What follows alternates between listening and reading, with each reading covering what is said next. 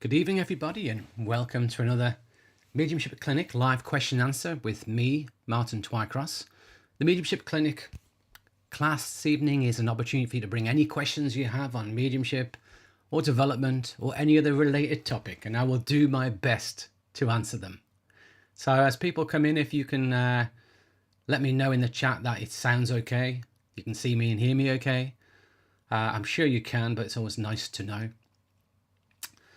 So I do these every month. It's a live Q&A class. As I say, it gives you the opportunity to ask me any questions you have. It gives you an opportunity to pick my brains. I'm more than happy for you to ask me anything you like within reason, provided it's on topic.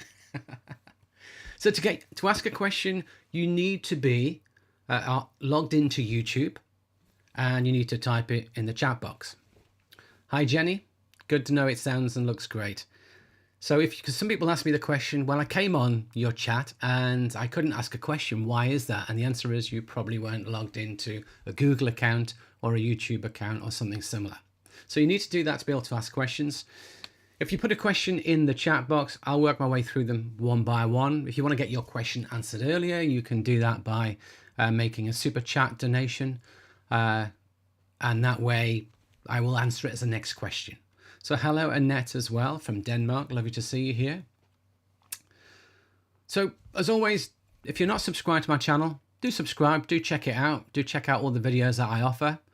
I also offer a number of courses, videos, study program available on my website, and you'll see that along the ticker along the bottom every now and again, so you can go and check those out as well. So if anyone would like to ask a question in the chat box, I'll be more than happy to answer it. So typically we run for about an hour and a half. That's pretty much the norm. So get thinking and let me have any questions. So hi NS from all the way from Australia. Wonderful. So Susan, you've got a question for me. What are your thoughts on the difference between the UK and US mediums? Now the problem I have with that is that I'm in the UK. So the problem you're going to get there is I don't really know what US mediumship is like from the perspective of somebody who lives in the US, because my experience of it is primarily through those people who've attended my courses. My experience of it is primarily through social media, whether that's YouTube, whether that's Facebook. So yeah, my views upon mediumship in the USA may be completely wrong. I'm willing to be wrong, but in the UK, mediumship primarily is associated with spiritualism and spiritualist churches. In the UK, most mediums train with spiritualist churches at some stage. Most mediums serve spiritualist churches. I myself, I'm a spiritualist medium. I'm very involved in spiritualism. But I know that in the States, it's not always like that. It's, you know, you don't often, in a lot of places around the world, you don't have spiritualist churches to be a part of. So it seems to me that mediumship in the US is almost like a standalone thing that people do and people offer. Some of it I know is associated with churches like the Journey Within in the States, but a lot of it I know isn't. So I know that a lot of mediums in the States are not spiritualists. And from my experience of seeing things on YouTube and Facebook and the like, I'd say that in the UK, we probably teach mediumship very differently.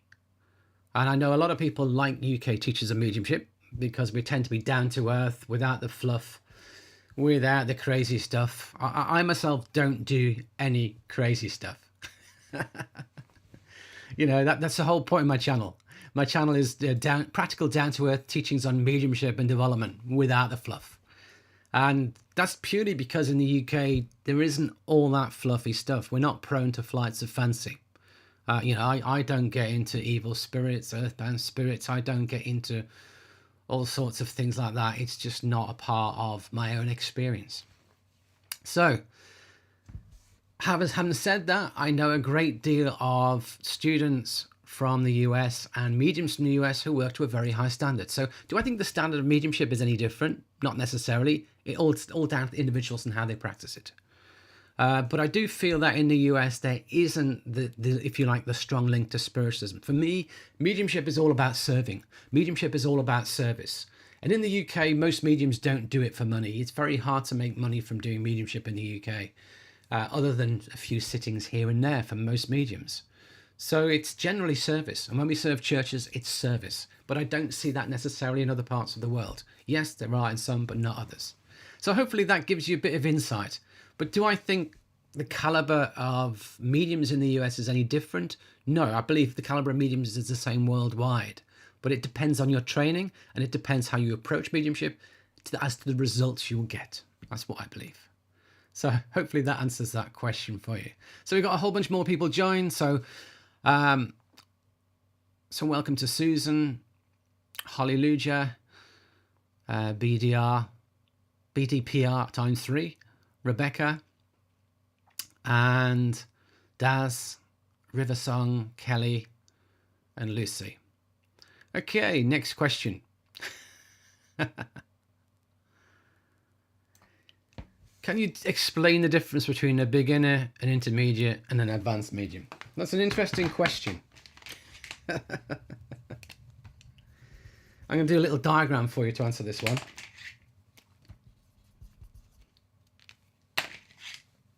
And really, it's the progression of the journey of mediumship.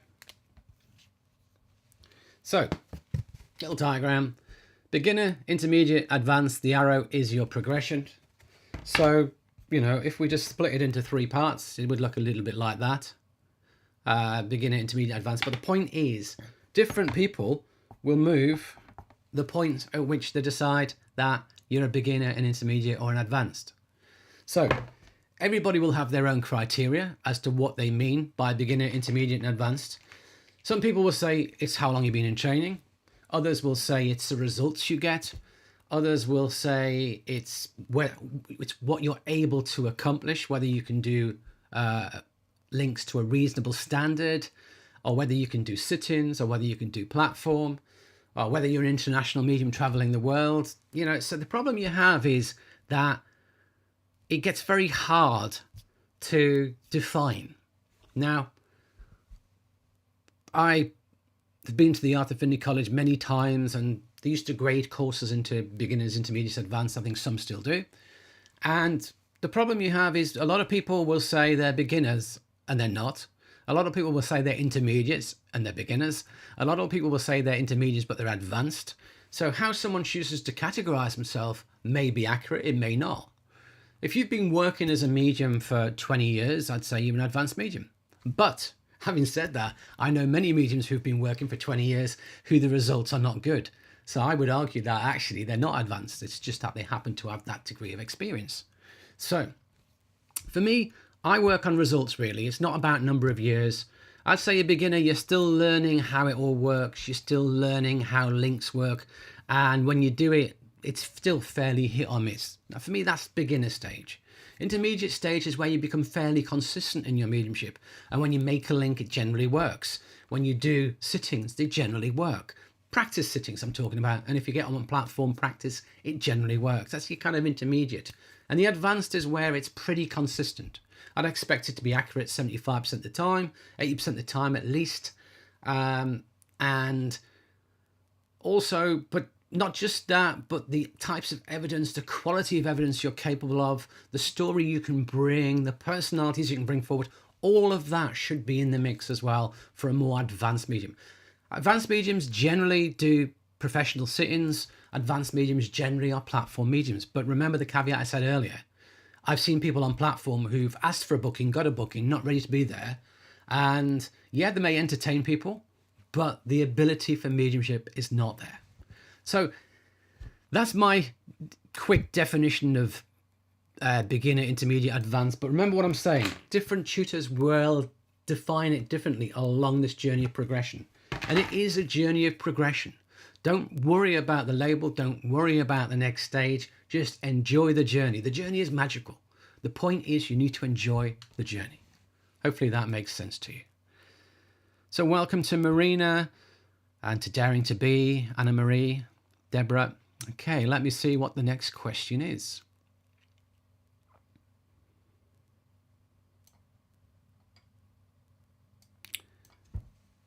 Holly, I'm in the US and work with mediums in the UK. It's mystified in the US a lot more, and people don't understand ethics as much. Yeah, I'm very strong on the ethics. For me, if you do not understand the risk of mediumship to harm or to heal, then you really need to be very careful. Even a lot of experienced mediums don't understand the power to harm and heal. Mediumship has a profound power. You know, we can destroy people's lives through mediumship, and we can enrich people's lives through mediumship. You know, you can give people a lot of pain. I just silly throwaway comments. I see a medium in a church, and they say to somebody, "Oh, your loved one didn't make it to the spirit world. Everyone needs to pray for them so they can get there safely." Complete rubbish. Your loved one will always make it to the spirit world. That is all that does is sow seeds of fear and suffering and pain, because, you know, it's a stupid thing to say. And this is why one of the reasons why I do the channel is to try and help educate, because people need to understand the ethics, the responsibilities, and the code of conduct. I do have a couple of videos on the ethics and responsibilities of mediumship, half-hour interviews I did with Colleen Byram from Evidential Mediumship. I highly recommend you check them out. When I finish this, I will put it in the comments and in the description, links to those videos. But yeah, absolutely. And another one of my favorite videos on the channel is called Mediums Who Blame Others. And the point of that is that we can take responsibility for our mediumship ourselves and always seek to develop and become better ourselves, or we can blame everybody else for why our mediumship may not be working. And it's all the excuses I've heard through the years from mediums, whether they blame spirit, whether they blame the audience, whether they blame the recipient, whoever they may blame, all the excuses I've heard. Check it out and don't do it.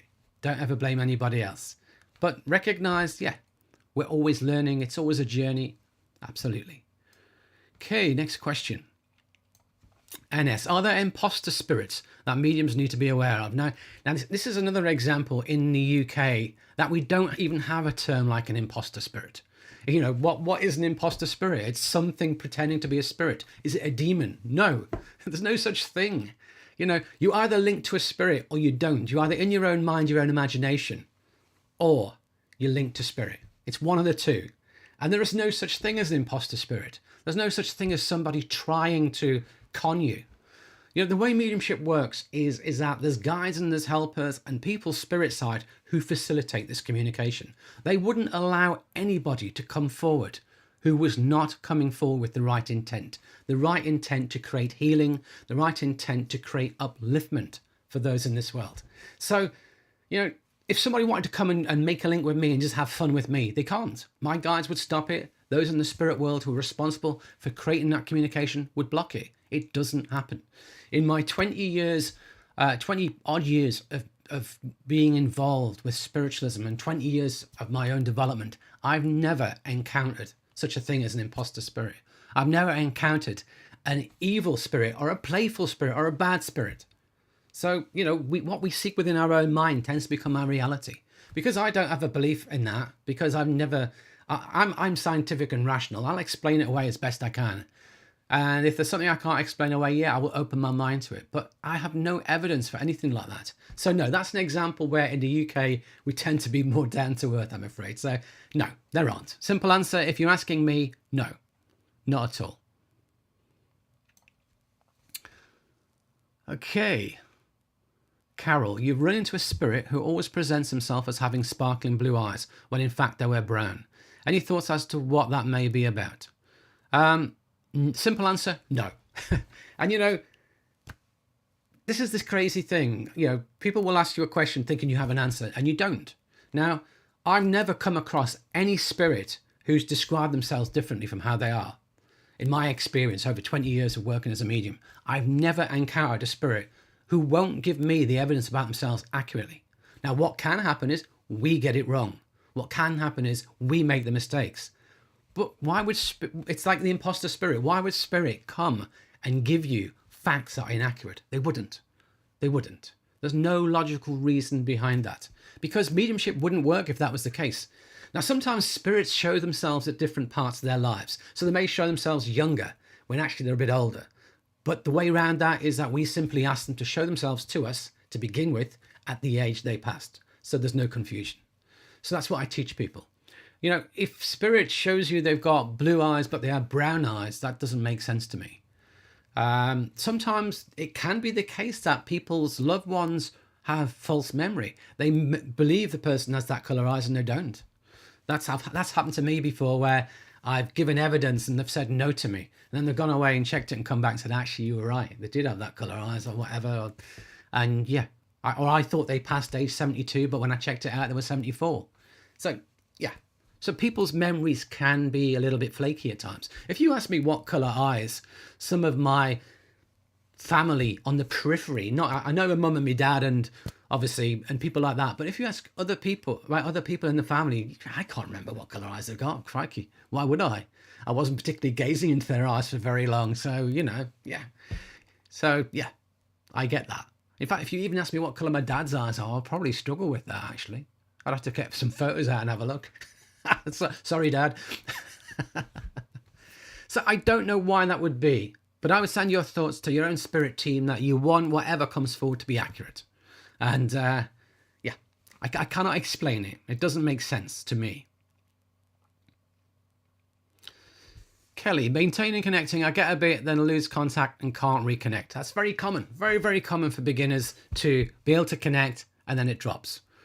So when working with spirit, there's three things you have to look at. First of all, there's power, because mediumship works within the power.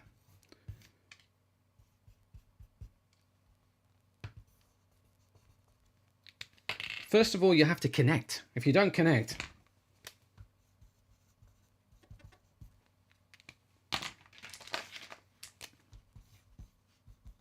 so I'm doing a little diagram for you.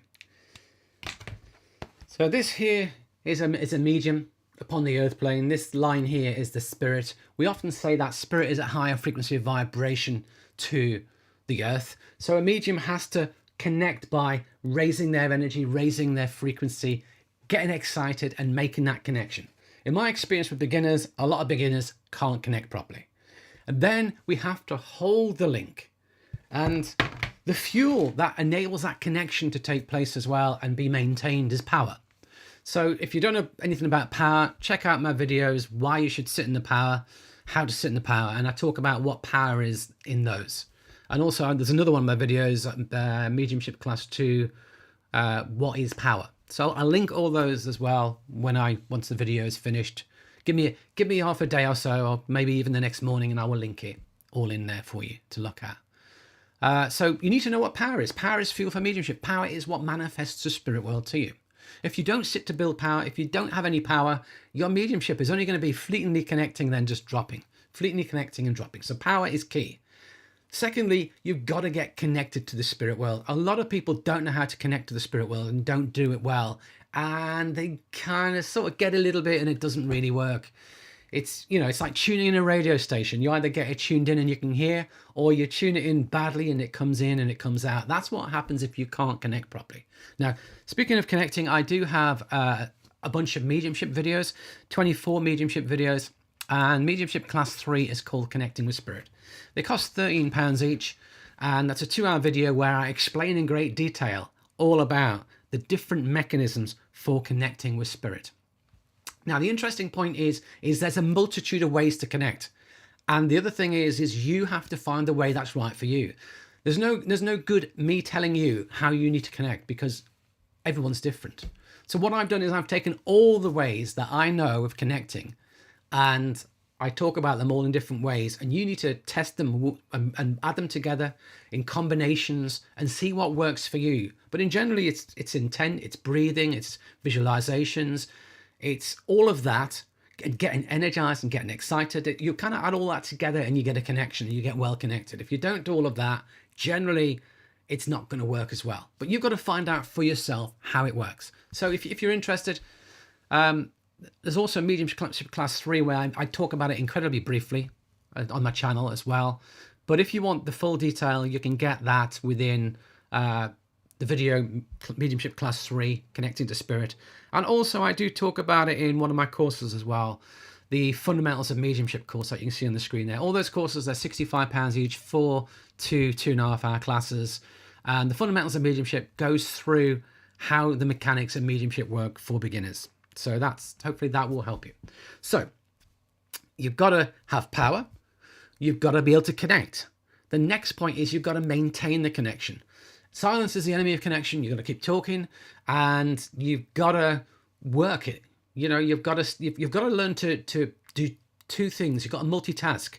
What beginners do is they go and touch the spirit world, and then they speak what they get. Then they go back and touch the spirit world, and they speak what they get. Whereas what experienced mediums do is they hold their link with spirit, and they give the evidence while still receiving more. So to flow through. And it's multitasking. We're receiving from spirit whilst we're talking. So we're maintaining the connection with spirit, and we're talking to the recipient or the audience, and we're doing them both in parallel. Beginners generally tend to just flit backwards and forwards between the two, and they work here, and then the energy drops, and then they can't quite get back up because there's not enough power to get back up because they haven't built power. So hopefully that answers your question.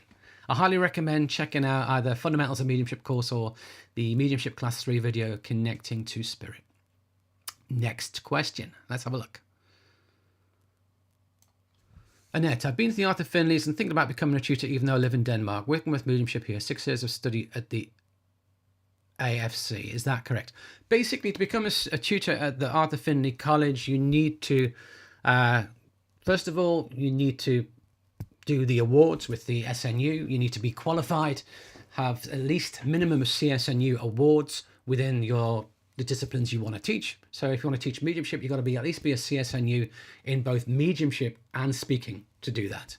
If you want to teach healing, you've got to have a CSNU in healing. And then you need to go through the SNU's tutor trainings, the tutor training scheme, which is the CSNUT, which is aimed at tutors for churches. And then after that, you can then apply to the Arthur Finley College, but it's by invite only, whether they accept you. And you'd have to have pretty solid, good mediumship. You have to be a pretty solid teacher with a lot of good teaching experience. You can't go there without good teaching experience. So it doesn't matter how much study you've got. If you're not working in a teaching capacity, it wouldn't work. And if you've not been through the training schemes and the award schemes, it wouldn't work. So that's my knowledge at the moment. It may be wrong. It may change. It may have changed and I don't know about it. But at the moment, that's my knowledge of what it means to get there. But most people who become tutors at the college, I would say, would have been working mediums generally for a good 5 to 10 years minimum. And they've been teaching for quite some time as well. So, so very rare to get in there after 5 years, to be honest. You're probably looking at more like 10. But, it's become a tutor at the college is an achievement, and it's not an easy thing to do. So I wouldn't want to get your hopes up. Just go with the flow, and if it's meant to be, it will be. Next question, Lucy. I sit in the power, so I know how it feels to be connected to spirit, but how do I determine who I'm connecting with? How do I know if it's a male, female, mom, child, etc.? Okay, within this question, 2 points. You never, ever do mediumship while you're sitting in the power, because it's a different thing. It's a passive energy. You're not going to be connected to spirit properly to do mediumship. So basically, mediumship is an active energy. Meditation is a passive energy.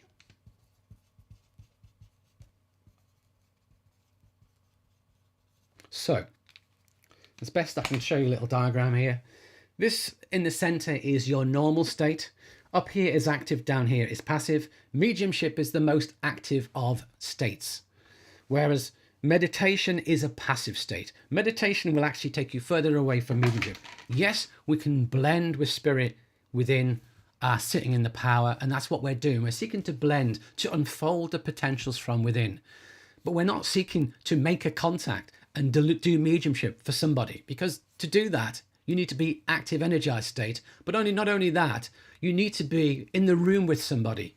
So you need a sitter, or you need a group of people you're working for if you're doing platform. So people say to me, I try and connect with spirit and get evidence while I'm sitting in the power, and I have problems. You will have problems, because that's not how it works.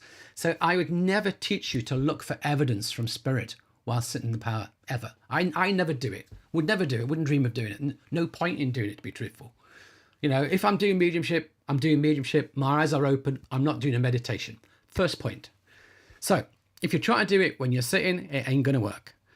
Secondly, when we're doing mediumship, we get energized, like I said, You connect, you link into the spirit world, you invite one person to blend with you from the spirit world. Check out my how to practice mediumship video on YouTube as well. I talk about this in detail, the components of it. We're inviting one person to blend with us who belongs to your sitter, not just a random person who belongs to your sitter. This is why you also can't do mediumship when you're sitting in the power, because you've got to have someone for their loved one to come through for, because if there's nobody there, they're not going to bother. Spirit won't bother coming through if their loved one's not present. It doesn't make sense. So it'll come through for someone in the audience, or sitting as someone who's having a sitting with you, or someone you're practicing with in class. But your intent has to be to link to somebody who belongs to them, and then you invite them to blend close whilst blending with them as well, and then you become aware of their energy. First thing you want to know is a man or woman. That's the first thing you want. How old are they? But if you can't get that, you're not blending with them. If you can't get that, you're not doing mediumship, because that is the first step in mediumship. You know, when we're teaching absolute beginners, what we do is we give you little visualizations of, you know, build your energy, build your power, build your bubbles. Have someone step in, take their hand. Now look at them, or sense their energy. Are they man? Are they woman? You know, that's the first step. If we don't get that, then we're not doing mediumship at that point. Again, remember, it takes power. So hopefully that helps, but don't try and do the two together. You can't sit and do mediumship at the same time. Yes, you can become aware of guides. Absolutely. Yes, you could invite someone close who's going to work for later. A more experienced medium could do that, but I don't see the point, because then you're working in advance and you want to be working in real time. So I don't do it personally, and I would never recommend people do it. It will only confuse you, create problems down the line. Hopefully that makes sense. So just for those who may have joined and weren't there at the beginning, the way it works is you put a question in the chat box and I work through the questions one by one. If you'd like to get your question answered earlier, if you're short on time, what you can do is you can use Super Chat. You can make a donation through Super Chat, and I will make your question the next question I answer. If you also want to just say thank you to me, you can do a Super Chat as well. You can also do a donation through PayPal me. There's a link pinned at the top of the chat box with the link there as well to do that. And it also comes across the bottom on the ticker on the bottom of the screen, if you would like to do that. But I can't see those donations until the live stream ends. So don't make a donation there and expect me to answer your question, because it won't happen, because I can't see those donations, I'm afraid. But if you would like to donate, by all means do. It's always gratefully received. I do this for free. I do this to help people. But if you want to say thank you or buy me a coffee, you're more than welcome. Okay, next question. Rebecca, I'm 6 months into development. I'm noticing I have a much stronger connection to spirit when I feel my sitter is someone I naturally click with. If I don't feel I click with them, my reading is harder. Why? Now, it shouldn't be any different with spirit, but it is psychically. So when I'm working for anybody, I'm asking for a loved one to come forward. The only instances it would maybe hard is if that person in front of you is extremely skeptical, and it's kind of given that vibe straight away, like, oh, I don't believe in mediumship, and oh, no, that's incredibly vague. I'm going to need like name, address, surname, telephone number. If someone was like that at the beginning of a reading, yeah, it becomes hard to read from them, but only because it makes me go, whoa, I've got a right skeptic here. It's going to be hard. And yeah, it's going to be. Whereas how easy it is to connect to anybody's loved ones in the spirit world is equally easy, generally. They will come forward to work with us because they want to do that. It's when we do mediumship, loved ones, if they can blend with us, if we're a good match, vibrational match for them. And I do talk about a radio analogy, that every medium has the wavelength they work on. An experienced medium may work across a very wide wavelength, an inexperienced medium. So I'll try and show you again.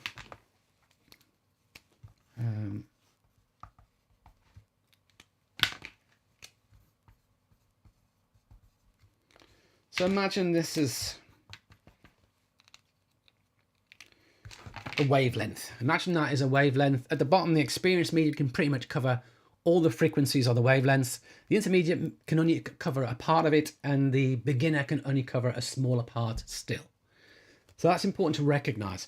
So if a spirit is on a frequency or a vibration or a wavelength that's outside of your range, it can be hard for you to link with them. So that's why more experienced mediums can link with most people in the spirit world, whereas intermediate beginners may find it harder to. But that aside, provided you're on the right wavelength, you're in the right zone to connect with somebody, they're all equally as easy to connect with as anybody else. So that then tells me that it's the person's energy that's affecting you, and it's nothing to do with mediumship. Either their energy, if you don't feel you are attuned well, if you don't feel you have a rapport with them, it affects your ability. But it's kind of a confidence type thing, or it's a psychic energy thing that you're picking up from them. Because, as I say, mediumship works equally well with spirit. It's the issue. Your issue is with somebody here, so that's not mediumship. So it's important to recognize that. Now, we all have different degrees of confidence, and we all have triggers that knock our confidence. I have a whole course. I'll quickly mention the course. I have a whole course called The Confident Medium, one of my courses. I have a whole range of courses. They're all £65 each. Confident Medium, I go into lots of different areas of confidence. So those who have confidence issues, I'd highly recommend that course to check out. But basically, we all have different triggers that can trigger our confidence. And once our confidence is knocked, the whole thing can fall down. So if that is something that's happening, whether consciously or subconsciously, by the energy of the sitter, yeah, that may explain it. So I hope that gives you a few insights into it. Okay. Marina, I had a quick reading from a known medium yesterday and I did not recognize any of the spirits coming through. Does it happen that unknown spirits come through for guidance? Well, it depends what you're having a reading for, you see. So if you want to hear from your loved ones in the spirit world, then your loved ones from the spirit world should come forward. Sometimes we get a connection that is not recognized. Sometimes people have to go away and think about it or it's for somebody else in the family and it gets placed later down the line. Very occasionally, people come forward in a sitting that are not understood. Just let it go. But it's rare to have several. It's rare to have several that don't fit. But you remember that every medium can have a great day and an off day. Sometimes it works really well, sometimes it doesn't. So we have to bear that in mind. But it doesn't really make sense that someone who never knew me would come through to give me guidance. Unless they're my guides or helpers, it doesn't make sense. It doesn't make sense that some random person would just decide to come in and help Martin today when Martin really wants to hear from his own loved ones. Martin wants to hear from his mum, his dad. He wants to hear from his grandparents in spirit. He wants to hear from all those people he's close to in spirit. Why on earth would some random person come through in a reading for me? It doesn't make sense. I'm pretty sure one of my loved ones would be available. But you've got to ask the question, is a medium capable of getting all the people you have in spirit? If the answer is no, and they only work on a short wavelength, then it's going to get hard. Generally, as a medium, if I cannot get a link for somebody, and it may just be that only got one in spirit and I'm not a good fit for them, or that person chooses not to come forward. And I do have a video called Why Has My Loved One Not Come Through? Which I go through all the reasons why spirit may not come forward in that instance. So you can check that on my channel. But if your loved one doesn't come through the medium, then the medium has no choice but to drop to the psychic, to work with you psychically, or just to say, I'm really sorry, it's not working today. Maybe you'd like to come back another day, or maybe I can give you another medium's details and you can try with them.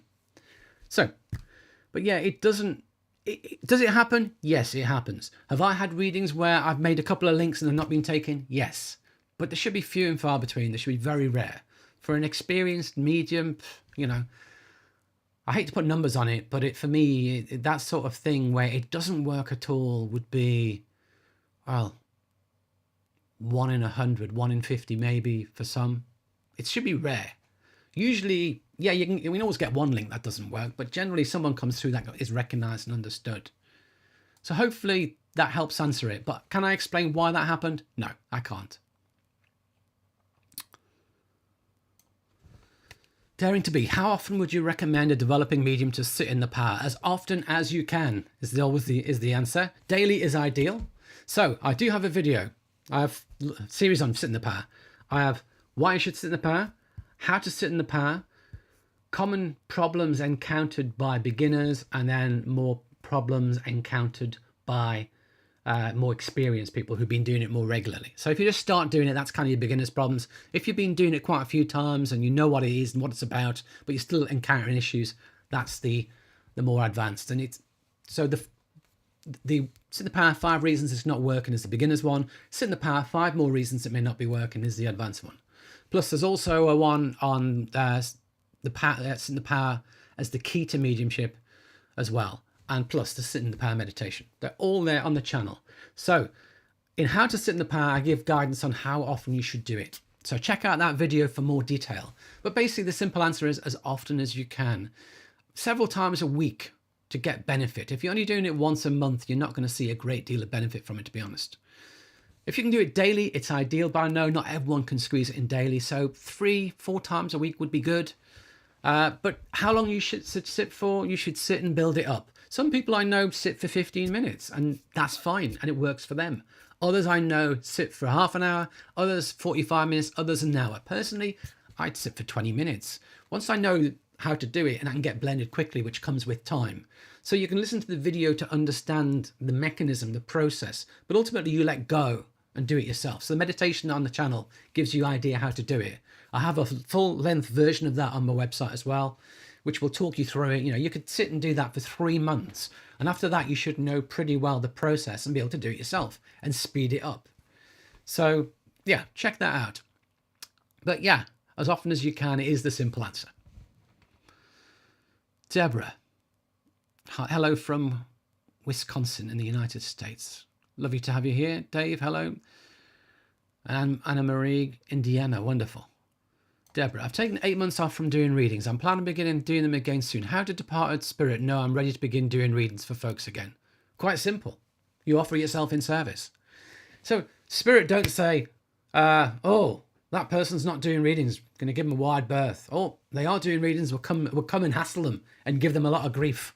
Like, I never ever have spirit contact me other than when I open up to them. I'm not laying in bed at night with spirit needling me saying, oh, you need to be doing readings now, or spirit. No, we got to have the discipline. Discipline is key. So quite simply, I'm either on or off. I'm either working, I'm either doing platform, doing readings, or maybe teaching, linked with spirit, but I'm either on or off. So basically when you switch on, you're on. So whether you've been working or not, it's like riding a bike. You don't forget it. You don't forget how to do it. You might feel you're a little bit rusty, but that's mainly the confidence issue, remember, what I was talking about earlier on. But generally, we don't necessarily, once we've learned to do it, the development we've unfolded doesn't go away when we have a break. Yes, it may take a little bit of while to get back into the swing of it. That's different. But with the development you've unfolded will never disappear. So on your journey of development, whatever you unfold is always there. But simply set the intent you want to work. And then just connect, and they will come forward. Invite them to work with you. When you're doing in a class, spirit will come and work with you for the other person in the room, the person you're working with. If you're in pairs or if you're doing a platform exercise, they will do that. When you're doing sit-ins, spirit want to come forward to connect to their loved one. They don't need to wonder, oh, is this person working now? I don't know. No, they'll just do it. It'll happen naturally. It's as natural and easy to do that. So there's nothing other than you setting the intent that you want to work, and it's enough. Okay, Jenny, how do you use trance mediumship in a session? Do you separate them from the beginning, or do you work with trance in the moment? I'm not really sure what you mean by that question, to be honest, Jenny. Trance mediumship is a form of mediumship where we go incredibly passive and we allow spirit to blend with us and speak through us. And generally, it's our own guides who are doing that. It's very rarely, I know people who can do trance clairvoyance, but you've got to be highly experienced as a trance medium before you'd ever get there. I've been working as a trance medium now I've been in development as a trance medium for well over 12, 13 years. Can I do it? I could dabble with it, yes, but it's not something I routinely do, nor would I want to do it. If you understand what trance clairvoyance is, check out the Gordon Higginson website and the Gordon Higginson tribute page on YouTube. And when Gordon's in trance, one of his guides called Paddy speaks and he gives evidence about loved ones in spirit. Effectively, the guide works as a medium. That's trance clairvoyance. but you'd have to develop to a pretty high standard for that to happen. So to do trance, you're going passive and you're just allowing the guides to come forward and share whatever they wish to share, which invariably is teachings. You can use trance in a different way for healing, but that's called trance healing. It's not, I wouldn't say that was trance mediumship. So that's the question. So if you can give me more on what you mean on that, about how do you use trance mediumship in a session, you're just doing it. And there's nothing to separate. And you have to work in the moment. You know, spirit is in control of the mind of the medium. You are surrendering total control to spirit to speak through you as they wish in trance. That's it. So let me know if there's something more to your question, because I'm not quite sure what you mean. Okay. When you volunteer to be a sitter for a developing medium, does the success of the session depend on if the sitter's loved one in spirit also want to volunteer in the session? So basically, when someone says, "Here, do a reading for me," hopefully they want to hear from their loved ones in spirit. Absolutely. All you got to do is ask their loved ones in spirit to come and work with you. But we come back to what I was talking about earlier on. Are they able to work with you? Are you a good fit for them loved ones? How many loved ones have they got? If they've got loads in spirit, you'll probably get some of them. If they've only got one in spirit and you're not a good fit for them, then it's not going to be ideal. Remember, spirit have choice whether to work with us as well.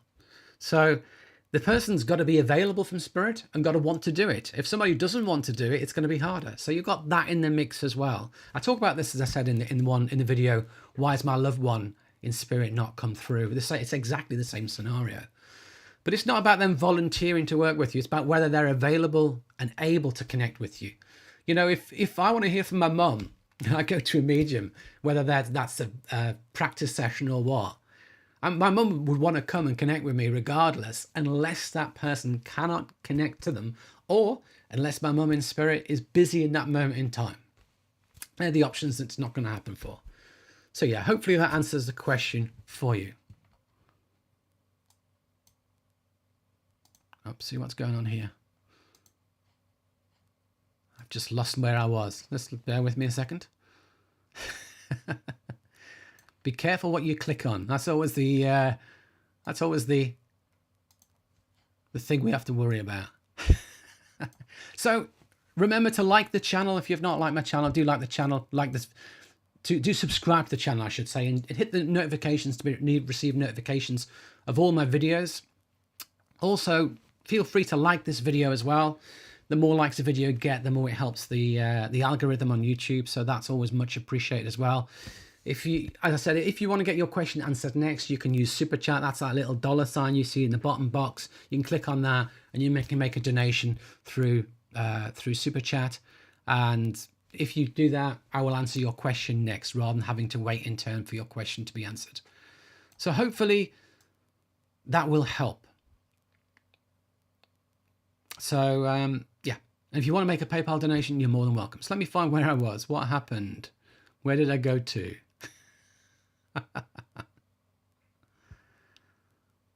Okay, around here I can see. So welcome, Phil. Daring to be. Do you have sitters who sometimes just don't recognize their people? Well, the problem there is if they're not being recognized, either we as a medium are not getting the information as well as we should, or we're getting it slightly incorrect. We may be misinterpreting it and getting it slightly wrong.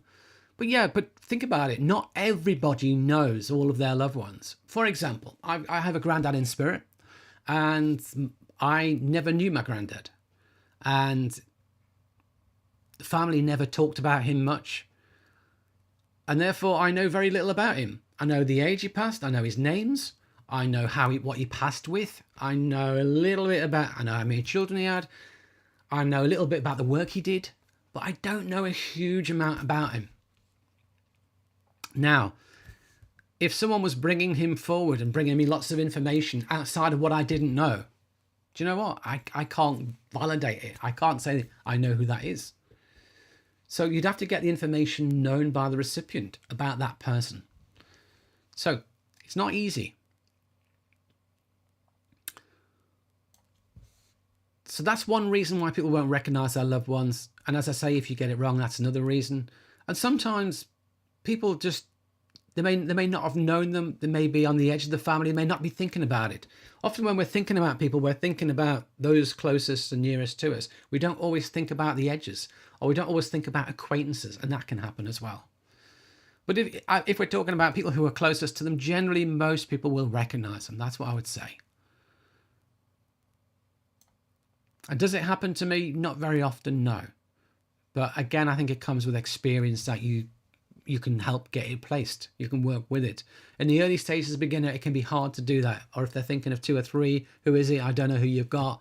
We need evidence to sort it out. Absolutely. Okay, next question. Rain, what is the best time to sit for spirit? Is it immediately after sitting in the power or on another day? Sitting for spirit is sitting in the power. So you don't sit in the power and then sit for spirit, because it's the same thing. So sitting for spirit is generally just another term for sitting in the power, unless it has a specific purpose. I may sit for spirit to receive inspiration, which would be different from sitting in the power. I'm still blending with spirit. I may be writing it down or speaking it, but generally sitting in the power is the same as sitting for spirit. So, but if you're talking about doing a reading for somebody, then that's totally different. That's not sitting. So if you're saying sitting for spirit is to sit to do a reading, I wouldn't call it sitting for spirit. It's wrong terminology. It's doing a reading, basically. So best time to sit in the power is when you're most alert. The best time to sit in the power is a time of day that works for you, when you'll never fall asleep. If people fall asleep, it means you're doing it when you're too tired. I would say when you're most alert, or when you can do it and give it your full attention. Absolutely. So hopefully that makes sense. But when would be the best time to do a sitting? I wouldn't do it back to back with sitting in the power, because remember what I said earlier on, that mediumship is active, sitting in the power is passive. That's your normal state. You're making it harder to get from there to there. So just do it from your normal state. So have a break. Don't ever try. And in many circles, people sit in the power and then let's make a link. And they wonder why it's hard. It's hard because you're having to make that bigger jump with the energy levels. So, change the energy up.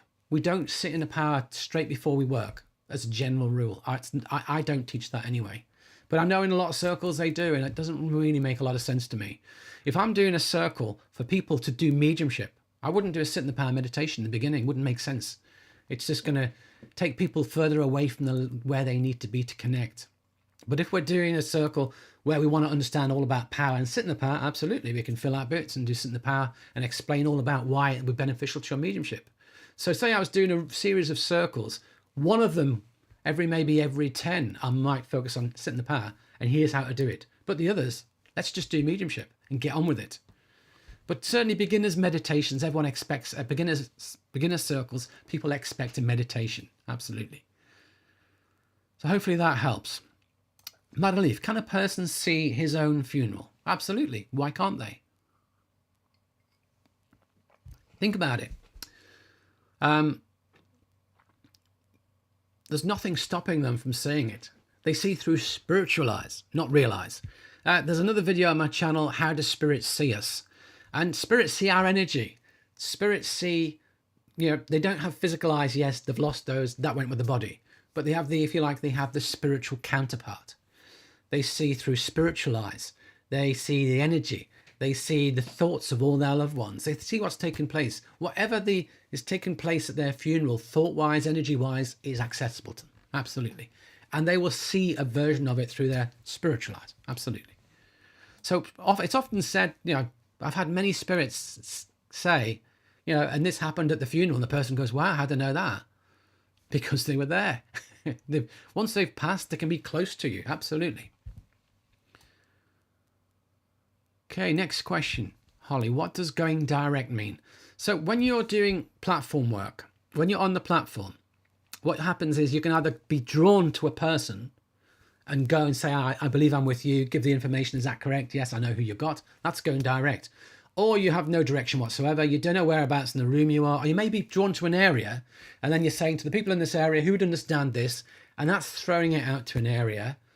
And then, or you may have no direction whatsoever, and you've got all the information from spirit, but you don't know where it fits. And you say, okay, here's my information. Who in the room would understand it? And that's called throwing it out. So going direct is going specifically to one person, but the information should fit. But the vast majority of mediums I see who go direct don't do it the way I teach.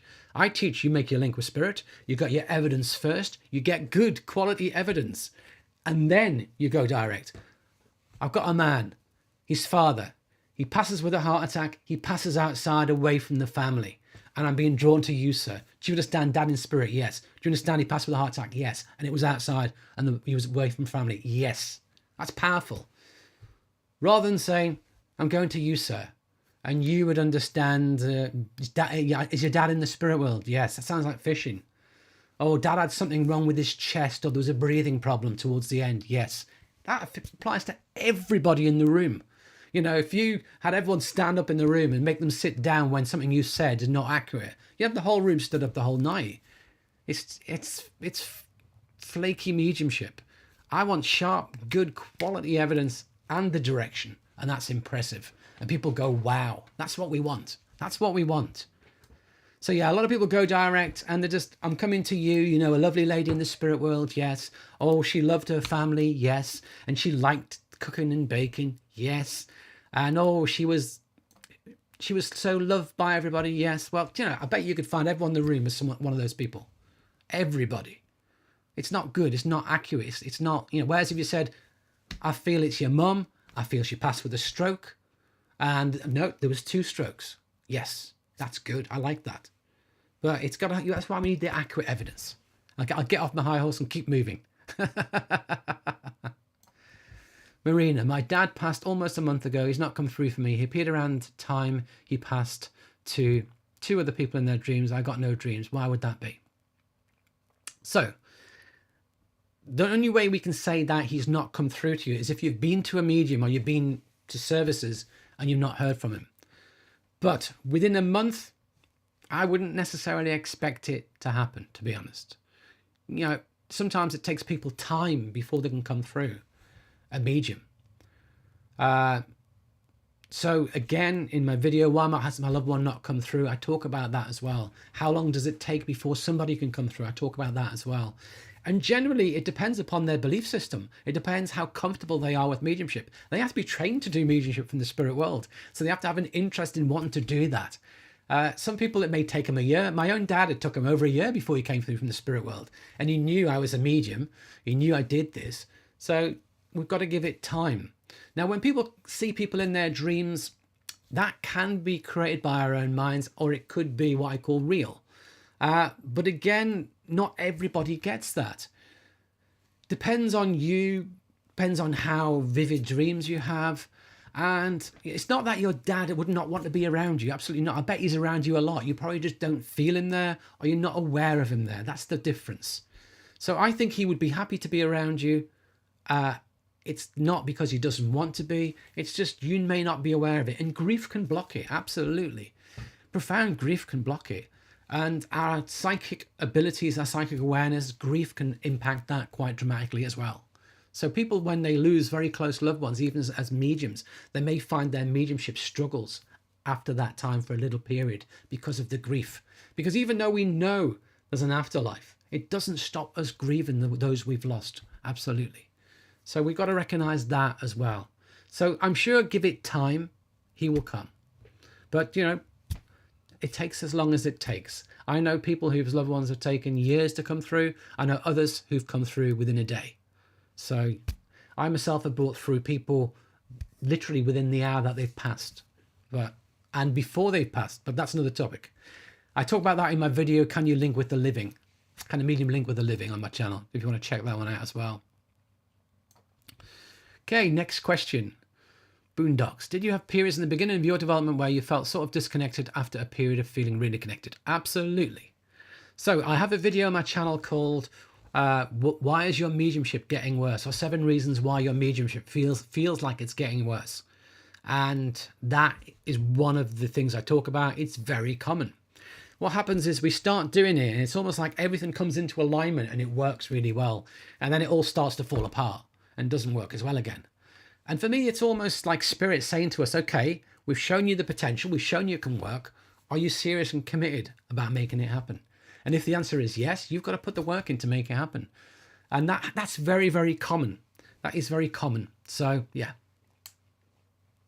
So do check out that video, but you just need to go with the flow. You need to go with it. When it happens, be adaptable, be flexible. Our medium is forever changing. We have to be adaptable. We have to be flexible. Absolutely. So that's important to recognize. And give it time. It will come good again, I'm sure. But sometimes we start with strong clairvoyance and then it starts to weaken and clairsentience starts to come up. And we think, doesn't work now. I used to see really strongly, now I don't. But actually, you're not recognizing that you're sensing more because you're just focused upon the seeing. So it changes. It often feels that way. But in my own case, it's exactly the same thing happened to me. And I took it to mean, am I serious about wanting to develop my mediumship? Gordon Higginson had a phrase saying, many are called, but few are chosen. And I believe it's the soul that chooses. We choose to follow the path. Many people start walking the path, but actually to stay on the path, it's the soul who has to make that decision. So for me, many are called, but few are chosen. I go with it being from the soul.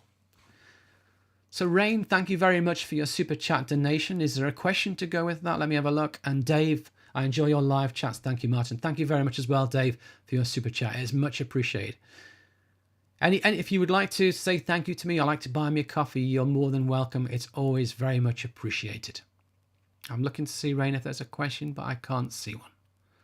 But I appreciate your super chat. Okay. Next question. Where are we?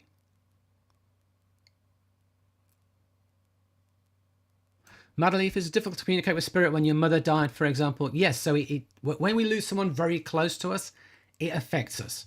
It creates a stress for us, creates emotional and mental stress.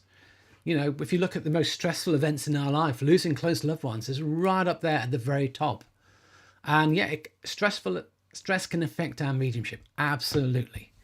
And, it's different for all people. Some people can work through it. Others, it will affect them more. So, yeah.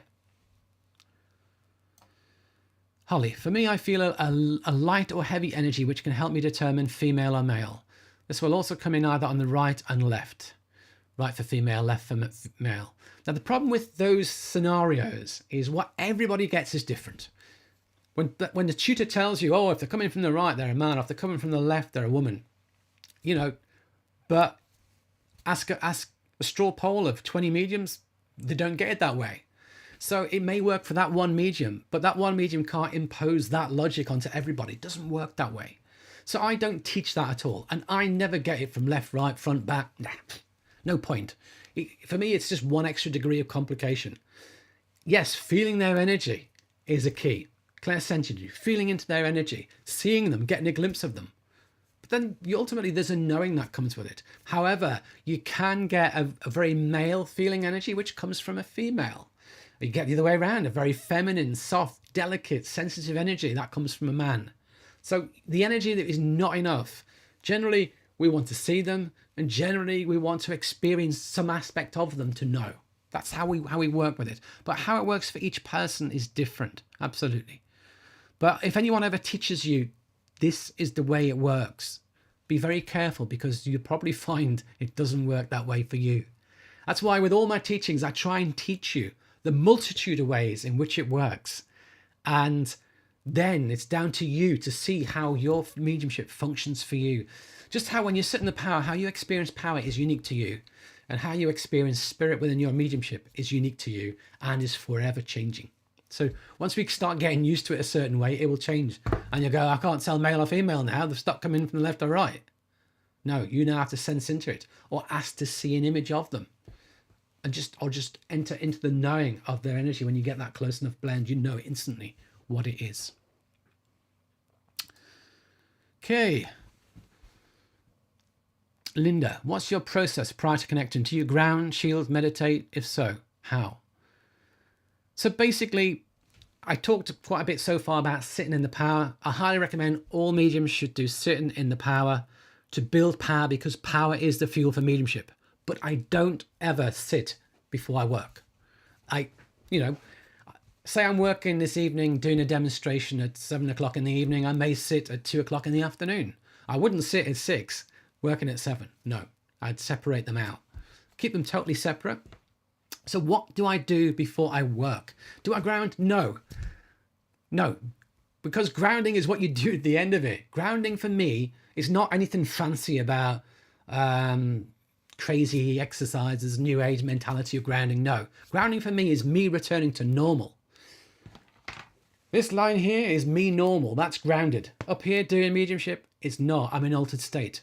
So grounding for me is returning to the normal state, moving back out the altered state, back to the normal state. When I'm doing the dishes, I'm grounded. When I'm taking the bins out, I'm grounded. When I'm daydreaming, I'm not. When I'm teaching you now, hopefully I'm grounded in my logical mind. So I don't do grounding. I've got videos on my channel. Should you protect yourself? Should you do grounding? Rituals in mediumship. I have the whole series of 4 of them. They're worth checking out if you want to understand my down-to-earth approach to it. But I don't do protection. Never have. Never will. I don't do grounding other than returning myself to normal. I don't need to go and get special stones to ground me. I don't need to do fancy visualizations to ground me. I don't need to go and shut down my chakras to ground me. None of that stuff. That's all fluff. It's unnecessary fluff.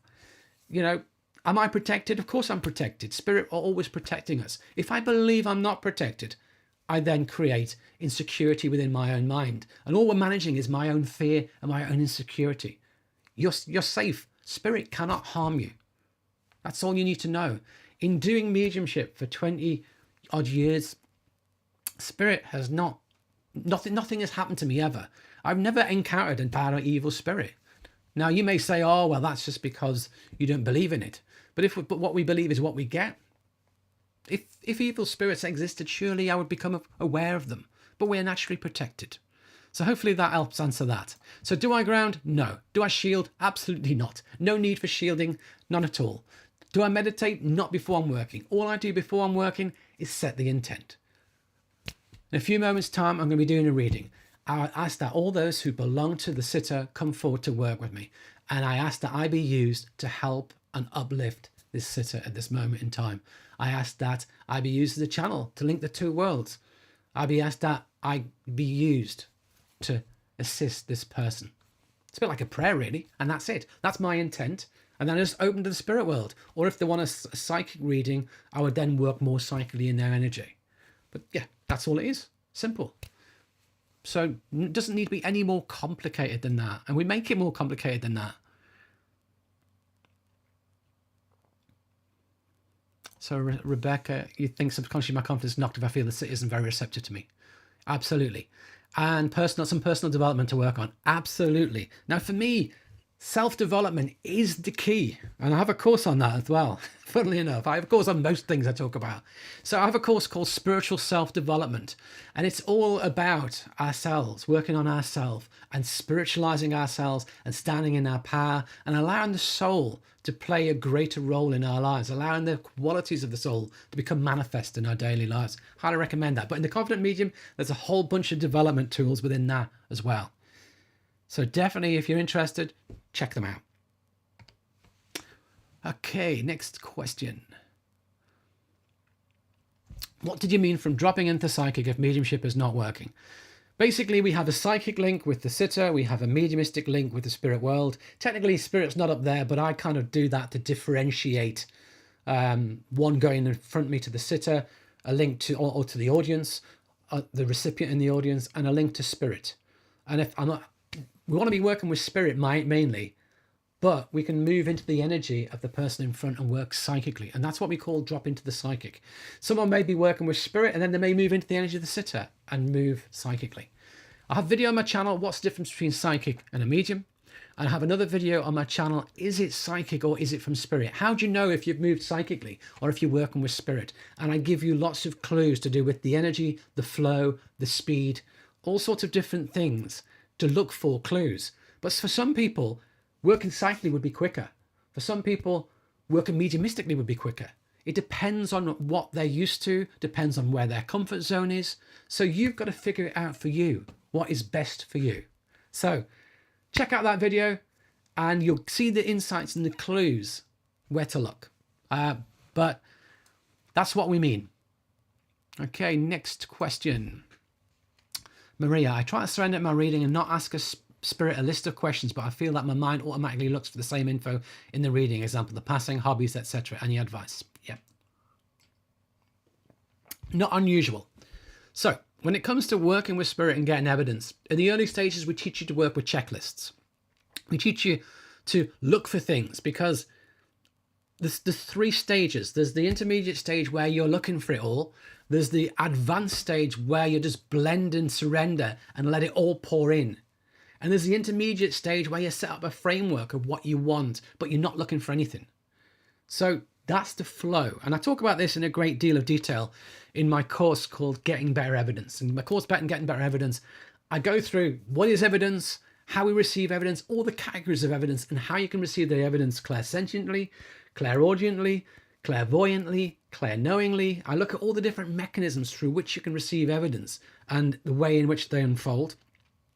And I also talk about then how we set up this framework to work, moving from wanting specifics like I want your personality, I want your age, I want your passing condition, I want to know your relationship. And they're the kind of things that help place a link. Yeah, that would help. But ultimately, if I just get somebody and I know that they're a deep sea fisherman, that's good. I would rather have that than say, okay, I've got a man here. He shows me himself about 5'7". He's aged about 52. He feels a bit like dad. He's got a fatherly energy. And to ask him about his health, he feels like he passes very soon. Rather than all of that, if I can just tune in, bang, it's there. And it's powerful evidence. I'd rather have that. But that comes with the surrender part down the line. So we talk you through, I give you that flow through how it progresses and to help you at different stages in your development. But in the early stage, absolutely. It's 20 questions. Who are you? What's your relationship? How did you pass? How old are you? What do you look like? And yeah, and some people teach people this checklist they have to get, but that's too restrictive because what has to happen is you have to relinquish that checklist because otherwise you'd be forever doing that. I see mediums who were taught to get a description of spirit, and every single link, they get a description of spirit. And it just wastes time. So I've got a lady here, and as I look at this lady, I see she's got grey hair, she's a little bit plump. How's that helping? It's not. It's mum. Stroke. Late 70s. That might help you. But describing this, unless it's unique or interesting. I've got a lady here, she's got this most amazing hat. And it's like a big fur hat. And it looks outrageous, looks like something amazing. Yeah, that's all. That's interesting with appearance. But otherwise, if you're describing relatively average, normal people, it's not that exciting, is it? You're just wasting time. Get the good stuff. So we need to relinquish the lists. Lists really help us get started. But then we have to let go of the lists and work within a framework. So as I say, check out Getting Better Evidence if you want to get into that in a bit more detail. And I'll go through it across 4 2.5-hour sessions to work with it in detail. So Rebecca, I can see you've made a super chat donation. Thank you for your time and advice. That is much appreciated. Thank you.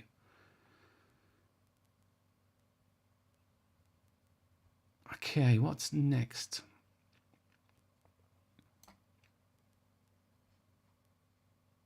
So Rebecca, your question is next. As well as sitting in the power, do you advise regularly meditating to meet and strengthen connection to our guides too? Does this also help with mediumship development? So sitting in the power, we use it to blend with spirit, to make ourselves accessible with spirit.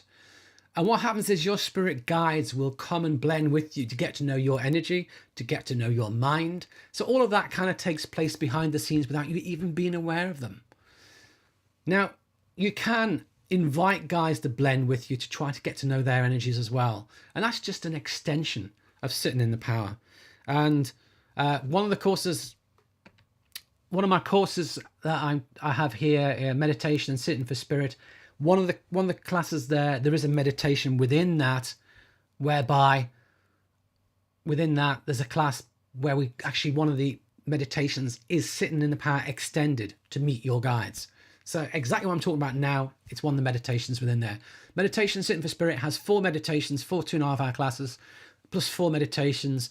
The first one is classic sitting in the power. The second one is like a sitting in the power coming from a totally different angle, which is, I don't use the word sit in the power, but we just do exactly what you need to do within sit in the power and set the intent for what needs to happen. It's very powerful. At some stage, I will get around to releasing that as a standalone meditation. The third one is all about blending with your guides, and the fourth one is a meditation for spiritually developing yourself, with lots of different elements of spiritual development rolled into it. So if that sounds of interest to you and you want to understand how you can do a meditation to meet your guides, I have one within that course. So I recommend you do it. It's good to know who your guides are, but not to have a name, not to know an archetype, but to know their energy, to feel their energy, to feel their love, to feel their presence, to feel when they're drawing close. So I don't know the names of my own guides. I work in trance. I've been working in trance now since 2009. I don't know the names of my guides, and they don't give their names, and they say you don't need names. We'll answer to any name you give us. Know us by our energy. That's what they want us to know. They say as well, we don't want to be an archetype. Don't make me a Native American, because I'm not. I'm just a soul. I will come in any guise you wish. If you want to make me Native American, I'll do it. But I'm not really a Native American. When you look at Silver Birch, he said he wasn't a Native American. Red Cloud said he wasn't a Native American. And when we look back through some of these well-known guides, White Eagle, again, said he wasn't a Native American. They portray that initially, but that's not really who they are. So recognize that. So getting to know your guides is important, but don't get hung up upon the archetype.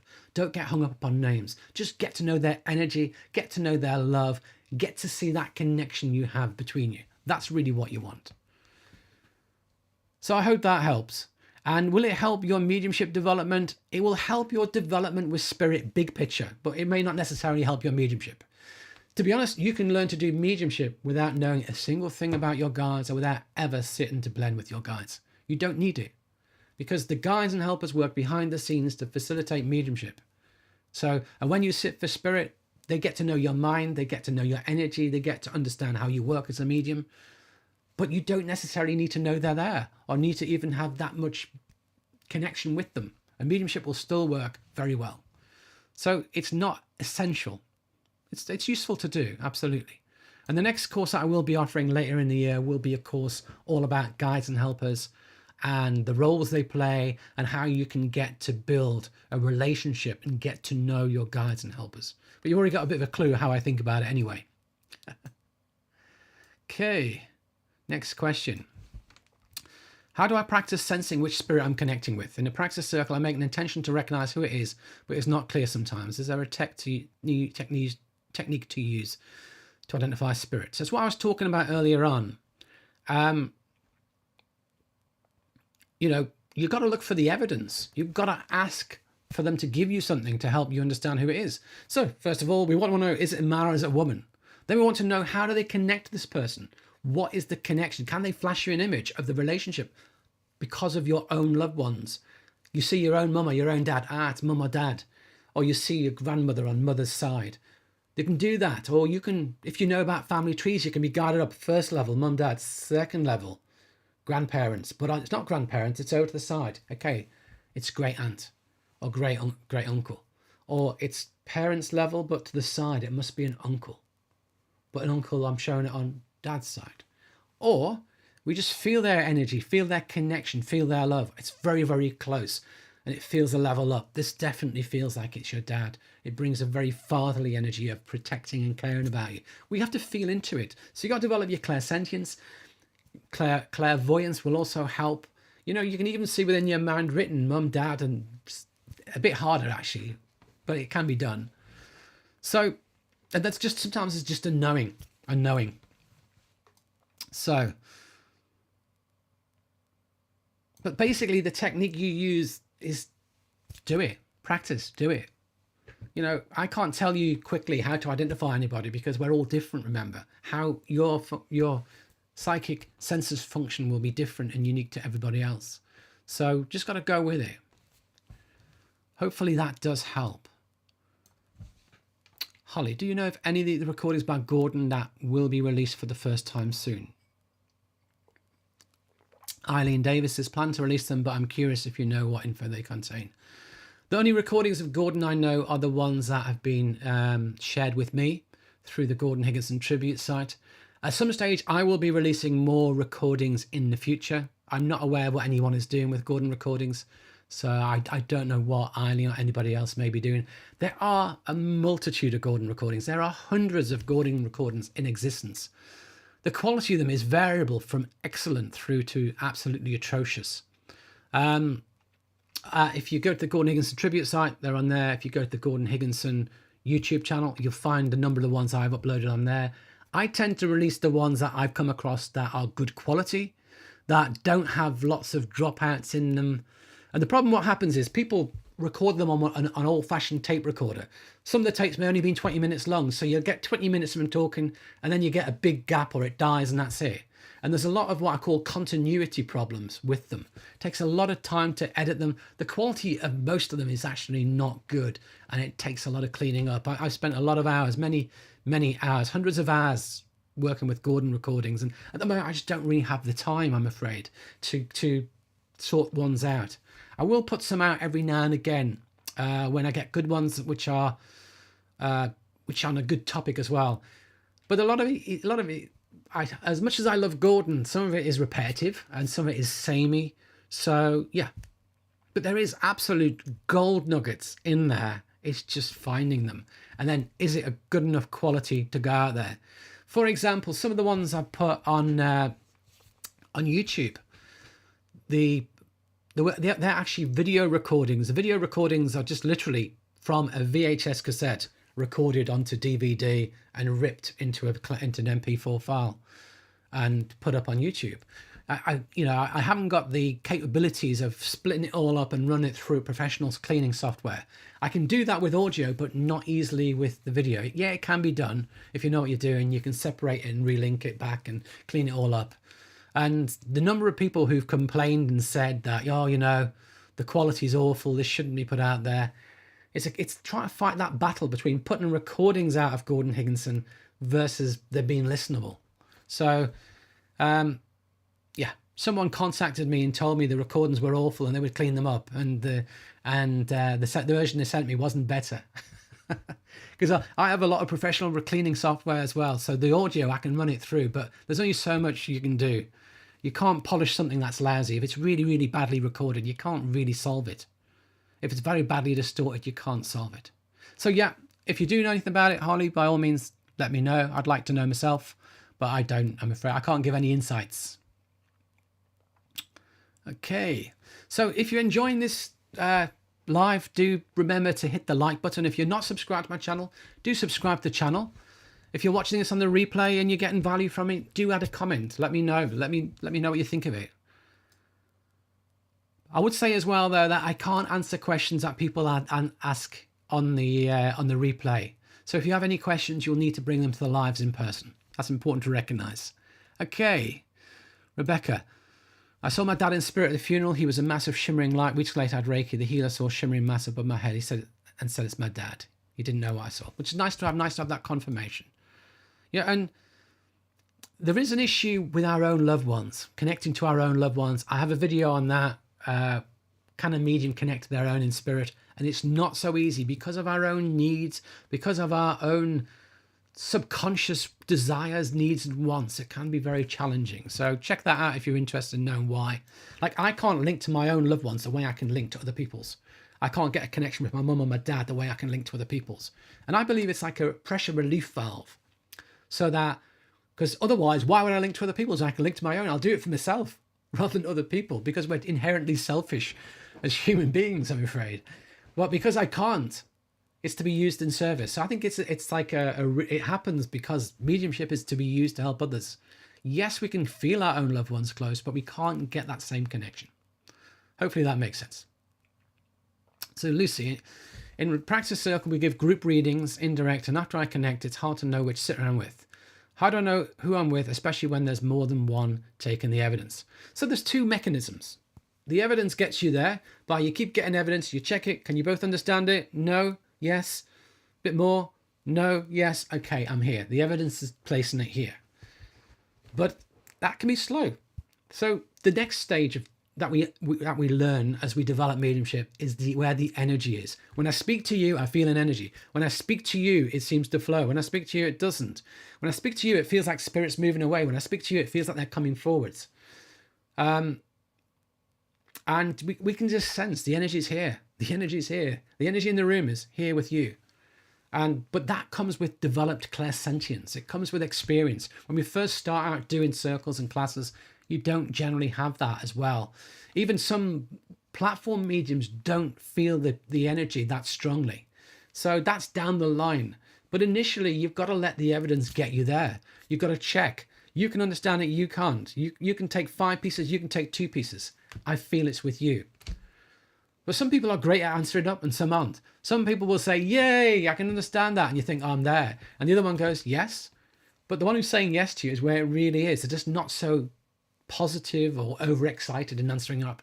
So sometimes we can be pulled into people's energies who are giving us that positive vibe of, yay, you're here. But actually, you may not. That's classic message grabber does that in churches. Body snatchers, they do that. Yay, yeah, I can take all of this, yay, yay. In the hope you'll be with them. But it's the little ones who are quiet at the back who are saying, yeah, I can take it, I understand this. And that's where you are. That's where the energy is. You just feel it. As soon as you speak to them, you feel the excitement of their loved one in the spirit world. So that's another tool we can use. So hopefully that all makes sense.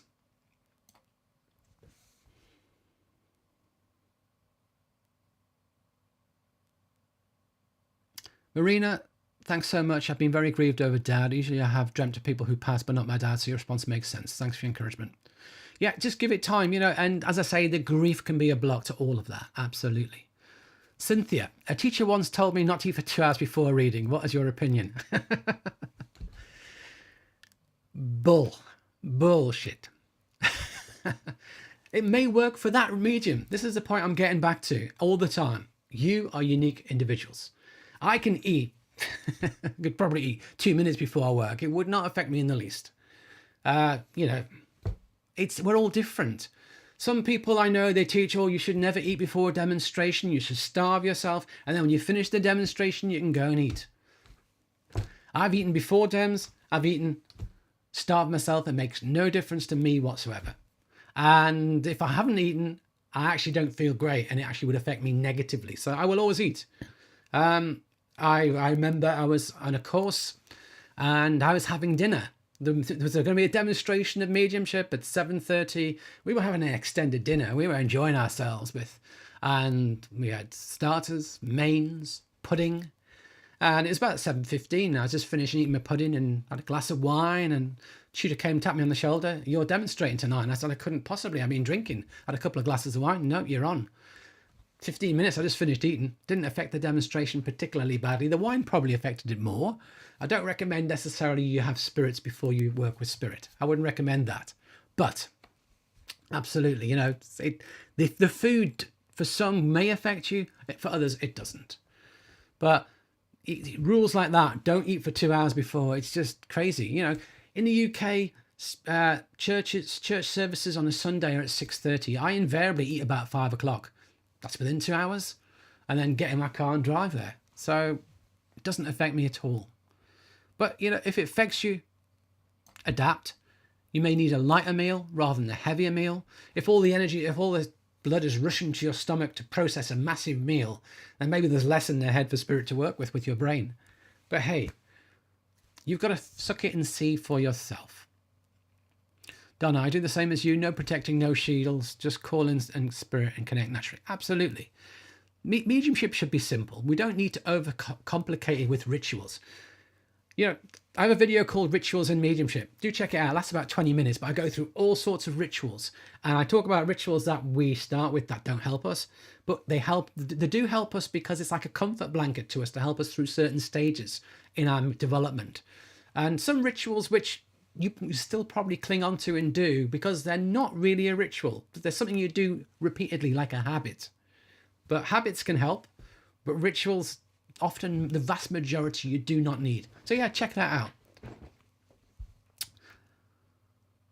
Donna, I just sit and wait for spirit to show or give me the information. Just let it flow. When the link is strong, we just chat and have a conversation as if spirit was sitting in the room with me. And again, some people can do that, but others don't. I never have a conversation with spirit. I don't hear voices. Now, people who do hear voices in their minds are often what I call naturally auditory people. And their mechanism their brain loves to work with is the auditory, is hearing. So even if spirit project thought at you, it comes as words. It's not necessarily what I call true clairaudience, though. It's what I call a perceived clairaudience. The energy is converted to words. And true clairaudience is where spirit talks to you and it's accurate. My name is John Fitzpatrick. I was born on the 26th of May. So you relay it. You know John Fitzpatrick in spirit? Yes. Birthday, 26th of May? Yes. Wife's called Betty? Yes. 4 children? Yes. It's like that. It's so accurate. Amazing. But if you say, I've got a man here and he's telling me that he passed in a hospital and he passed in his late 70s, you're actually sensing that information or receiving it as a thought and you're converting it. He'd just tell you, I passed age 79 with a heart attack or with kidney failure or with whatever, just the way you would tell somebody here in this life. So when people, one thing I don't like to see on platform is mediums who pretend they're having a conversation. It's okay, completely. Oh yeah, no, yes. Oh, that's interesting. Let me tell you. Yeah, and having this conversation, this fake conversation on platform, but the information that's being relayed shows me that it's not coming through being heard. It's coming through being sensed, or it's coming through being felt. It's coming through as imagery. It's coming through as a knowing, but it's been converted to words. So that's an interesting thing as well. Rebecca, popular medium whose circle I attend, how does practice making connection to order? He claims he can connect to whoever sitter wants every time. I'm in 2 minds about this. And I call BS on that as well, I'm afraid as well, Rebecca. But I'll tell you why. Because spirit won't always come. And remember I was talking about the frequencies of spirit and the wavelengths that good mediums work over. Beginners on a shorter wavelength, intermediates longer, more experience can do most of it, but not all of it. Now, I tested this out myself. We in our churches, we do something called psychic suppers. Psychic supper is a 10-minute or 15-minute reading for multiple people in a row, generally 8 people in a row or 9 people in a row. And in psychic suppers for a while, I asked everybody who they want to hear from. And I could probably do 80 or 90% of it. But some I couldn't get. And you know, if I would love that medium to come to me. And you know what? There's probably 4 people in spirit who've never, ever been through a medium. I'd give them one of those 4 and I'd say, come on then. I would love these people to communicate. And I guarantee they wouldn't get them. Because those people have not come through in being in this movement for 20 years. So how likely is it that they're going to get them? Low. But not only that, you know, it's an arrogance. Anyone who tells you they can make a link to order, it's arrogance. Mediumship is experimental. Nothing is guaranteed. If you ever get to the point where you believe you can always do something, you'll fall flat on your face. I was doing sit-ins one day, and working in a church, multiple sit-ins, 5 in a row.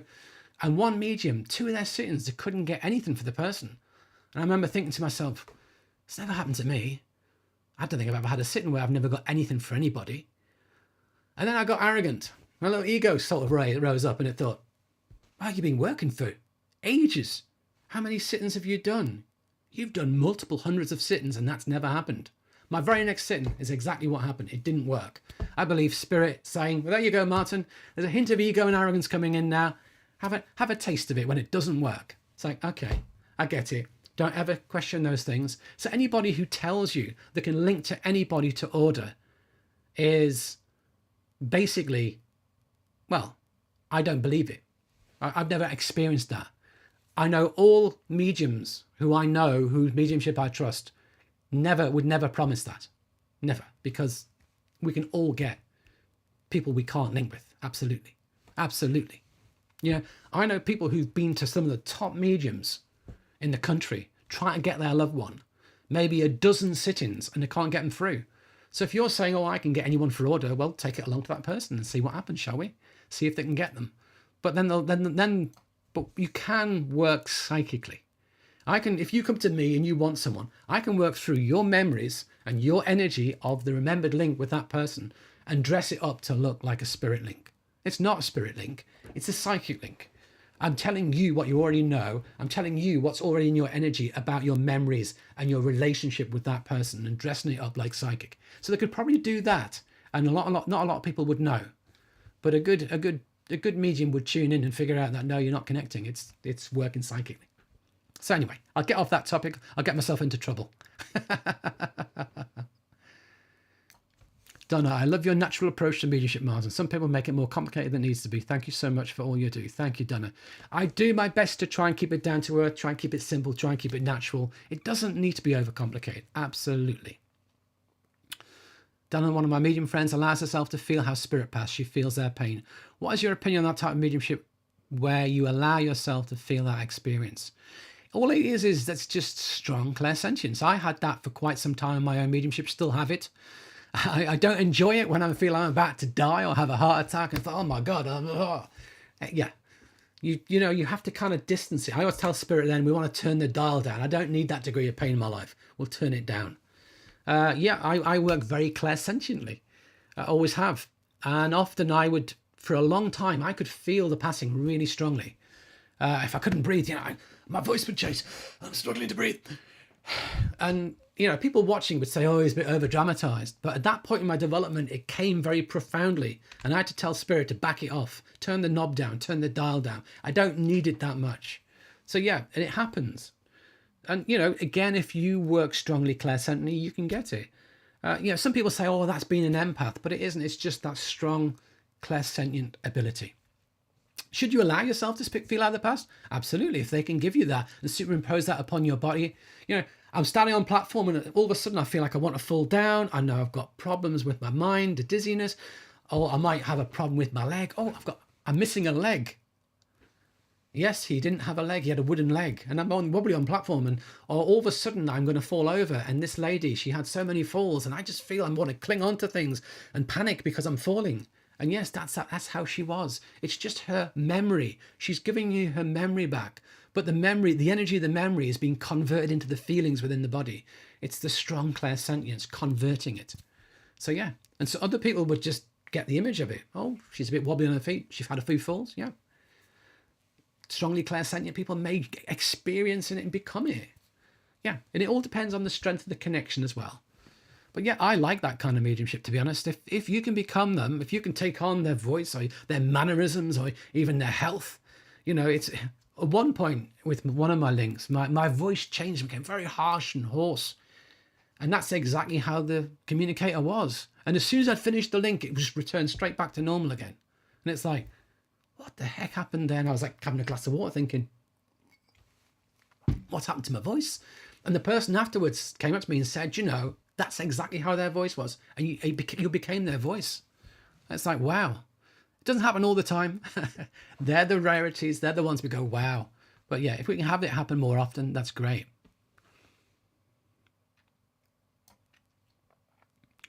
Okay, next question. Rebecca, I saw you demonstrate via Zoom for Hythe Church a while back. Was so impressed with how hard you worked to make sure evidence was placed with the right sitter. Absolutely. And that's the thing, we can let somebody put their hand up and take it, but when it's not there, we feel it with spirit. And it's like, no, I'm not here. And I would rather take it back from someone and say, I just don't feel it's with you. Is there anybody else in the room who's not putting their hand up because I'm working with this person? Yes. Okay.